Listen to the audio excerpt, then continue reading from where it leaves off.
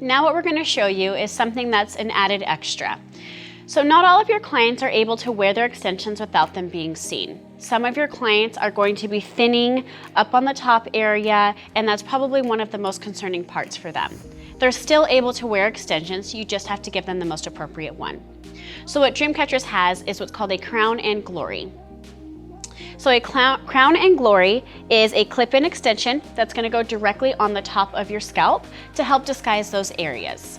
So what you can see here is it's a double mesh netting that's very breathable.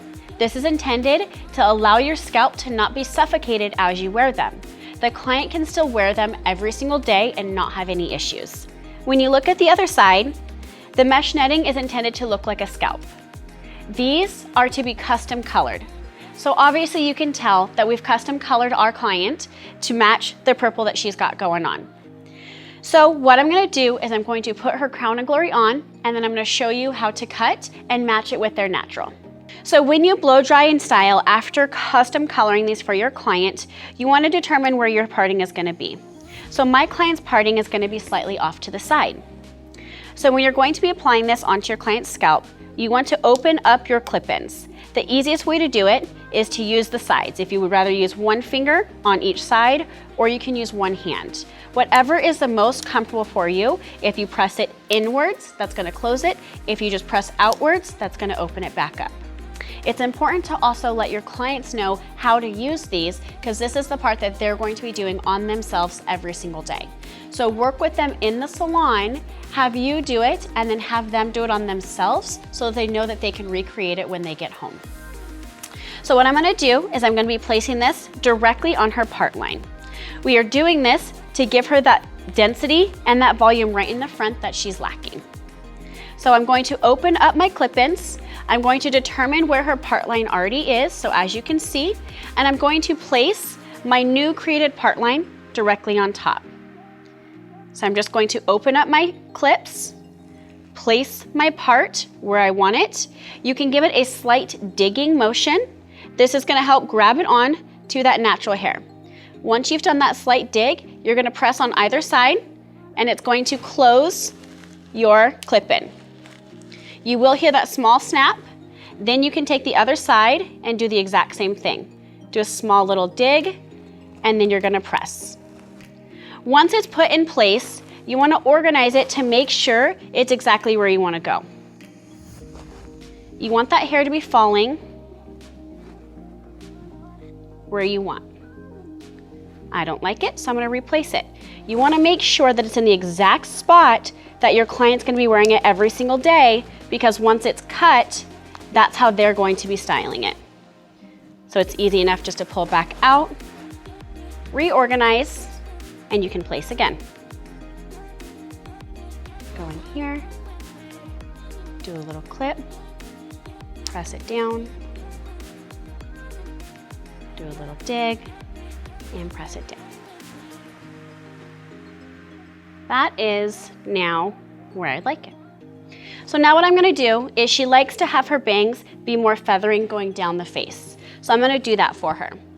I am going to use a feather razor, and I am going to be working off of her natural, which is directly underneath it. She likes to have that soft face framing. Now, you and your clients both custom colored this and purchased this, so you want to be careful. Start with a little bit, you can always take more off. So I know her shorter pieces were up here, but I'm going to start longer, see how it frames her face, because you can still obviously add that length to her. So I'm going to grab it. Again, here's her length right here. I'm just going to give a soft feather, working down, allowing that form to take place. You want to mess with it because you want it to flow naturally with your client's hair. And I know I need to release a little bit more. I'm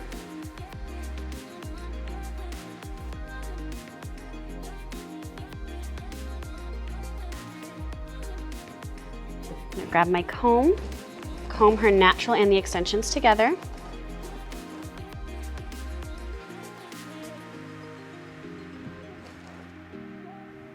Just about there in the front.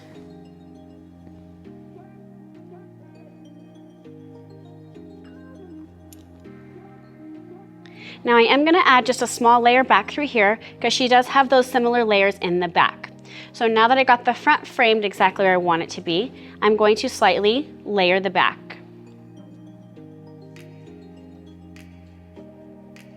So that her layers are matching throughout her haircut.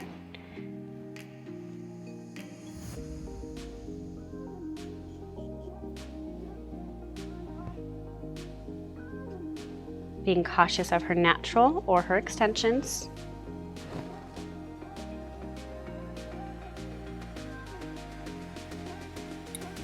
You want to do the same thing on the other side. On this side, she doesn't have as much face framing or anything like that. So I don't have to go in and nearly cut it as much as I did on her heavy side part area.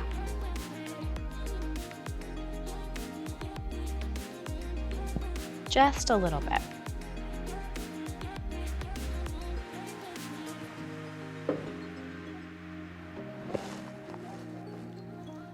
Take a step back, look at it.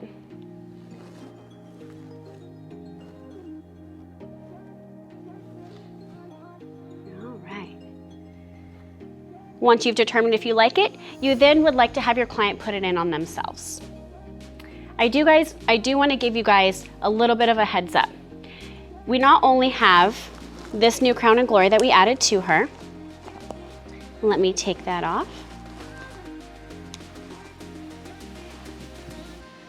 But she also has already created her part line back through here.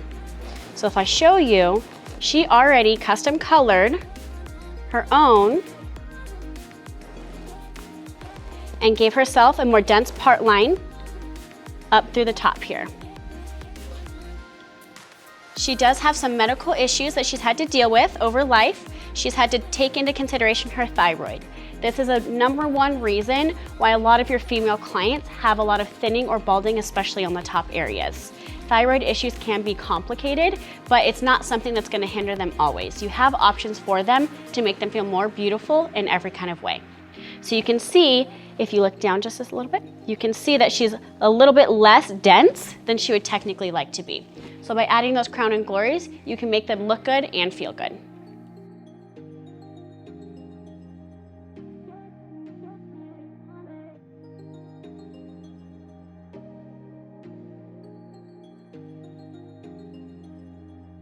So you'll comb, style, and then now they're on their way.